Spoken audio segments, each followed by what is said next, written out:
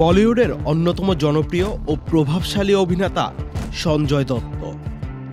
ব্যক্তিজীবনে অভিনেতা সুনীল দত্ত ও নার্গিসের সন্তান তিনি। ১৯৭১ সালে রকি সিনেমার মাধ্যমে অভিনয় দুনিয়ায় পা রাখেন এই অভিনেতা। ক্যারিয়ারের প্রথম সিনেমাই হিট।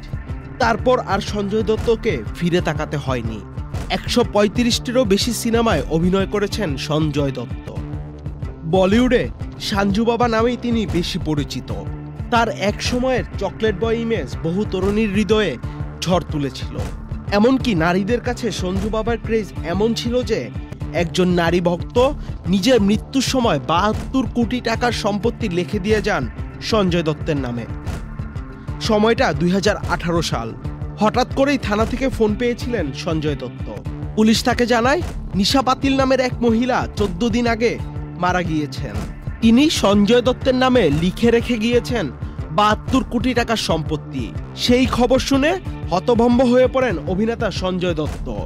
স্পষ্ট করে তিনি বলেছিলেন সব সম্পত্তি মৃতার পরিবারকেই দেওয়া উচিত। যদিও ব্যাংক থেকে জানানো হয় নমিনি হিসেবে সঞ্জয় দত্তের নামই উল্লেখ করা হয়েছে। তার পালিহিলের বাসভবনও ব্যাংক ডিটেলসে রয়েছে। এরপর কি করলেন সঞ্জয় দত্ত? তিনি বলেন, আমাদের মতো অভিনেতার নামে লোকে সন্তানের নাম রাখেন, রাস্তায় পিছু নেন, উপহারও পাঠান, কিন্তু এই ঘটনা আমাকে হতবাক করেছে। আমি নিশাকে চিনি না, কিন্তু তিনি যা করেছেন তারপর আমি বাকরুদ্ধ। সম্পত্তির এক কণাও আমি দাবি করব না। এরপর আইনজীবীরা যোগাযোগ করলেও সঞ্জয় একই কথা বলেন।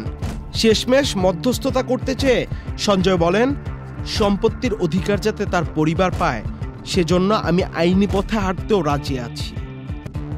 আহমেদ শাফি, চ্যানেল আই।